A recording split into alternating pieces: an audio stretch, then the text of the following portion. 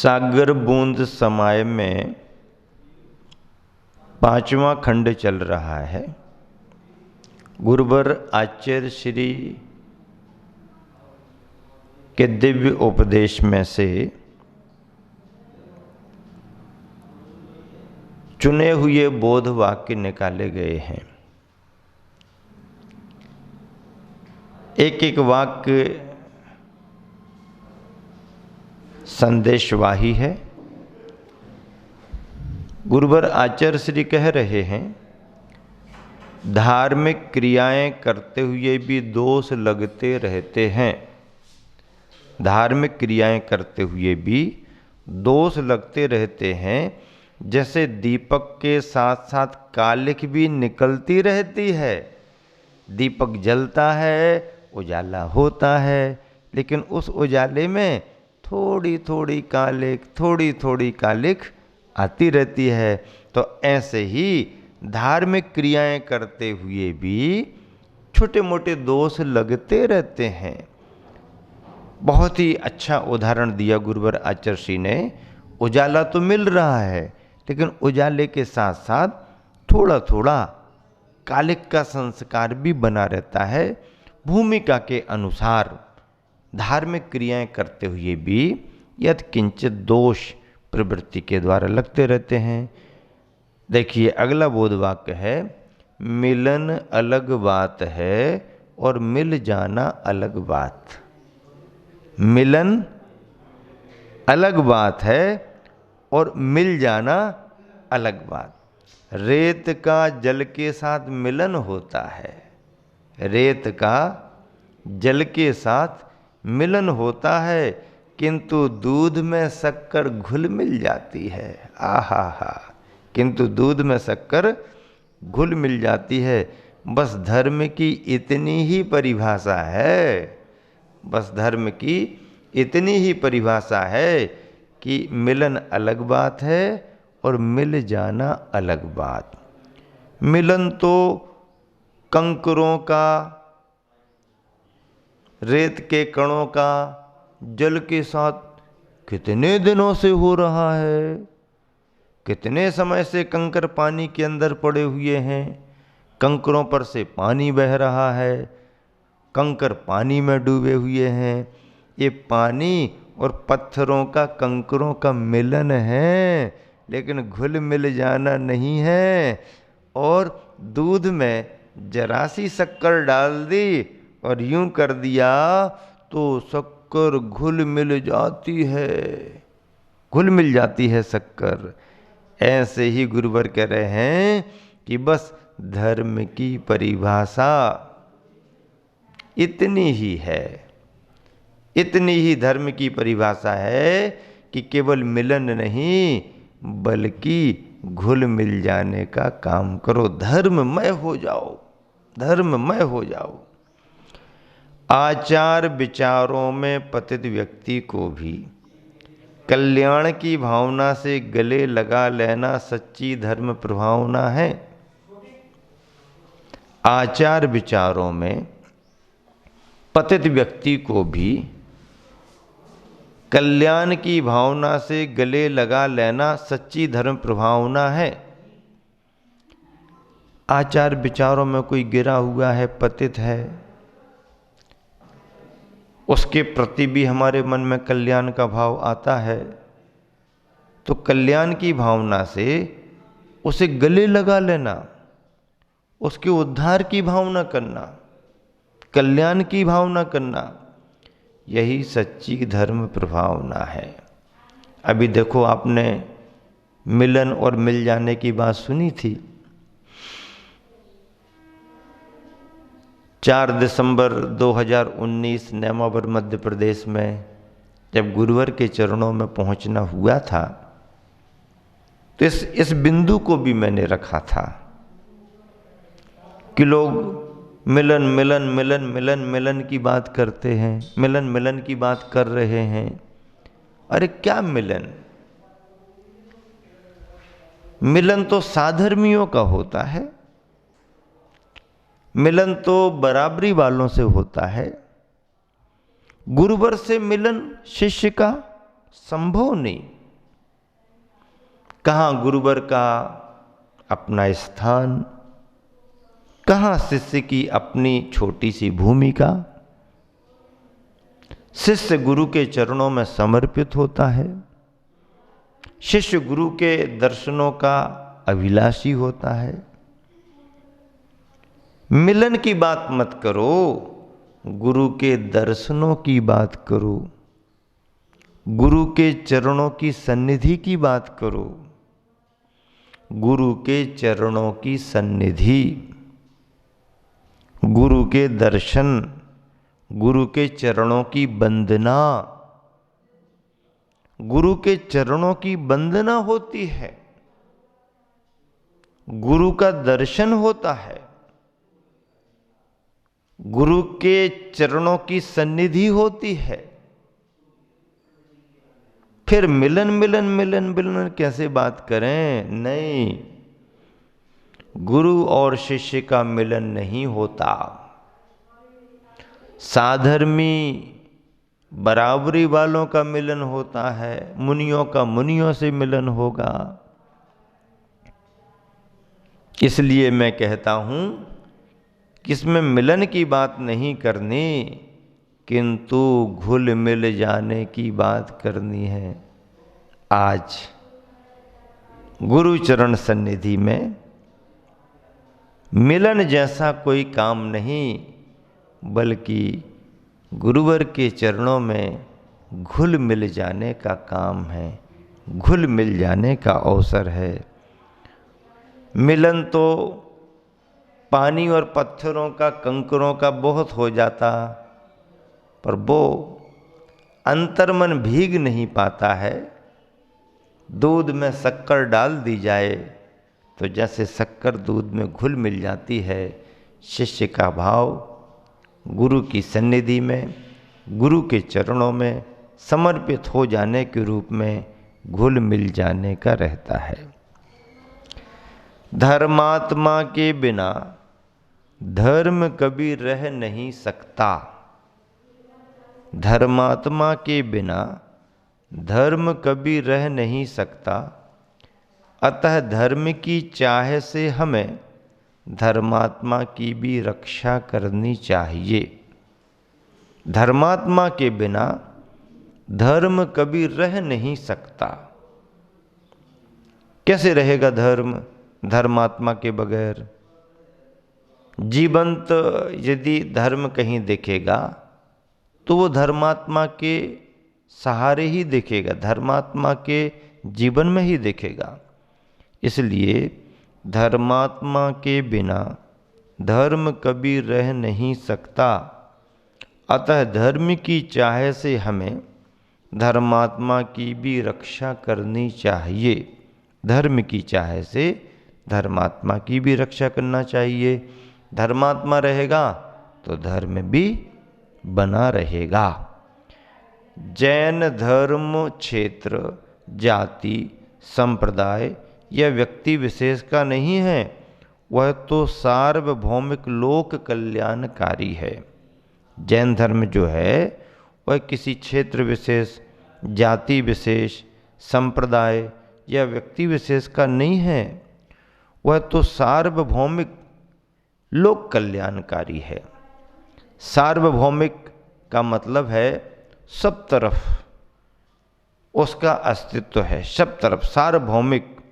और लोक कल्याणकारी, लोक मंगलकारी धर्म वही होता है। और धर्मों में जैन धर्म, अब धर्म तो धर्म ही है, जैन अजैन लगाने की जरूरत नहीं है।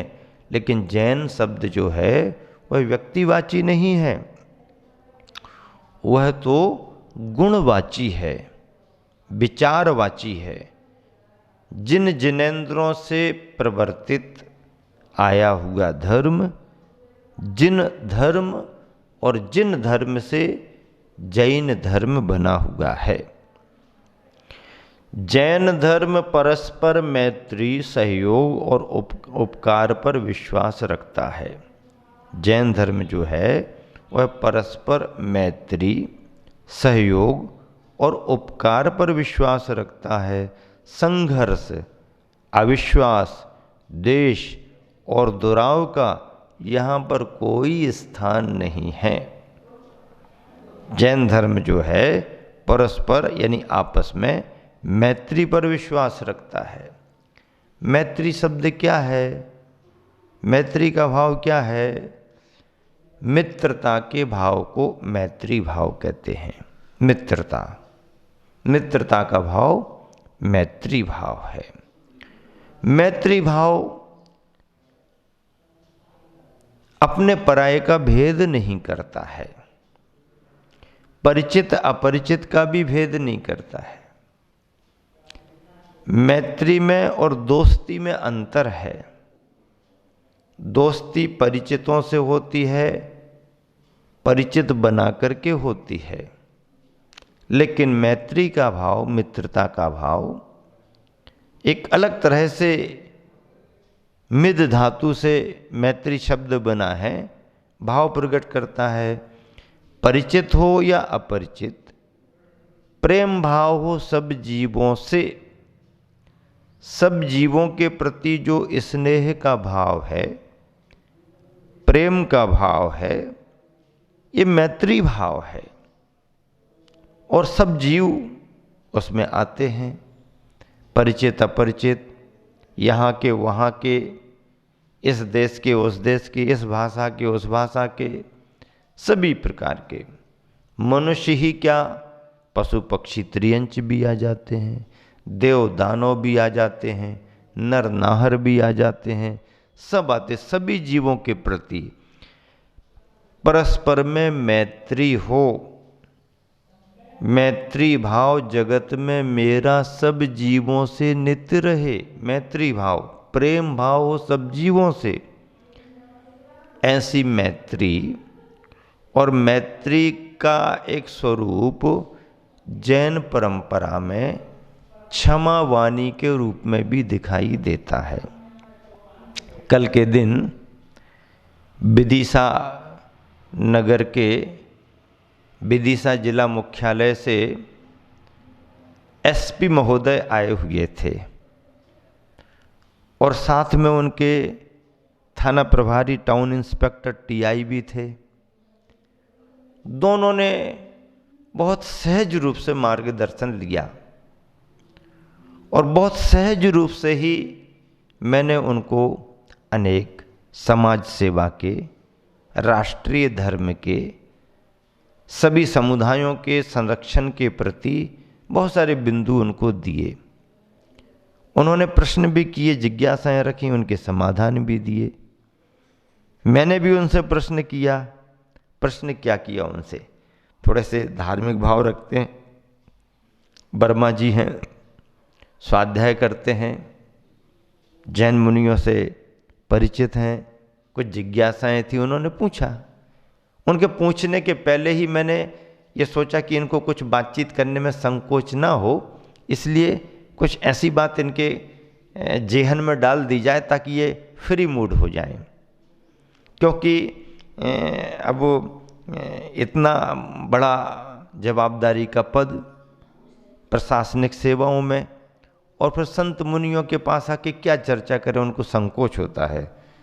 तो मैंने उनसे प्रश्न किया कि आपको अपनी इन सेवाओं में किस समय बहुत अच्छा लगता है और किस समय आपको बहुत बुरा लगता है। आपको अपनी इन सेवाओं में, इस सेवा कार्य में आपको कब बहुत अच्छा लगता है, कब प्रसन्नता होती है, और कब आपको बुरा लगता है, कब आपको खिन्नता जैसी आती है। तो उस पढ़े लिखे व्यक्ति ने बहुत सहजता से उत्तर दिया। कहने लगे, गुरुदेव, अपने कार्य को सफल बनाने के लिए जब हम काम करते हैं तब मुझे बहुत प्रसन्नता होती है, बहुत खुशी होती है कि अपने उद्देश्य में मैं सफल हो गया।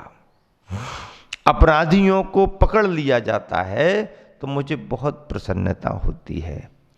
और बोले, जिस समय उद्देश्य पूरा नहीं हो पाता है, समाज और पीड़ित परिवार अपेक्षाएं रखता है, और उनकी अपेक्षाओं की पूर्ति नहीं कर पाते हैं, उन्हें न्याय नहीं दिला पाते हैं, तो उस समय मन में दुख होता है, मन में प्रसन्नता नहीं आती है, मन में खिन्नता आने लगती है कि चाहे करके भी उद्देश्य को मैं प्राप्त नहीं कर पाया, पूर्ण नहीं कर पाया।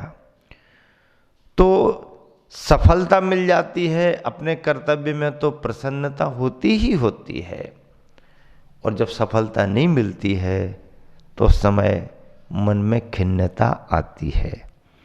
जैन मुनि की चर्या, ऐतिहासिक प्रामाणिकता पर भी हमने उनको बताया। उन्होंने और बहुत सी जिज्ञासाएं रखीं।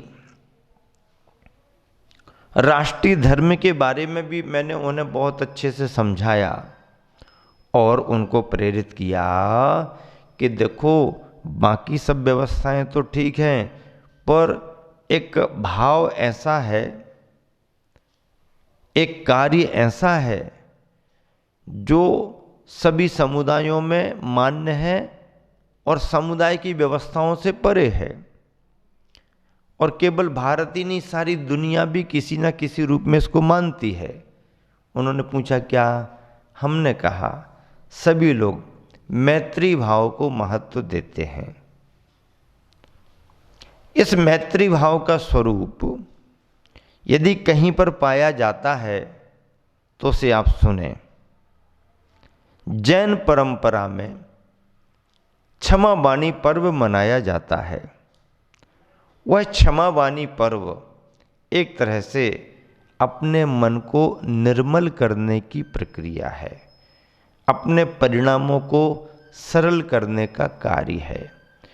क्रोध के कारण, मान के कारण, कसायों के कारण बुराइयां हो जाती हैं, मनोमालिन्य हो जाता है, लेकिन उनको, उन संस्कारों को आगे ना बढ़ा करके वर्ष में एक बार जैन परंपरा में आपस में क्षमावाणी मनाने की भावना आती है और पुरानी बातें भूलो, नए सिरे से आगे बढ़ें।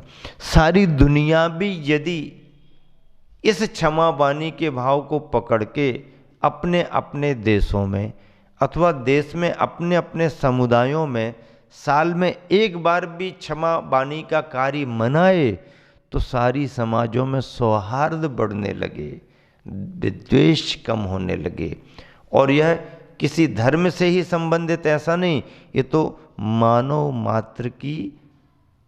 मात्र की आवश्यकता है, मानव धर्म है।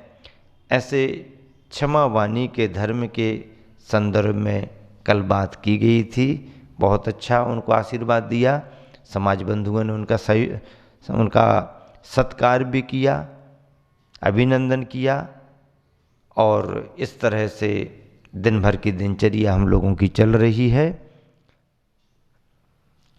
अभी आप सभी को इन बिंदुओं पर जो उद्देशना मिल रही है, संदेश मिल रहा है, वह भी बड़ा महत्वपूर्ण है। इसी शुभ भावना से विराम देता हूँ। महावीर भगवान की।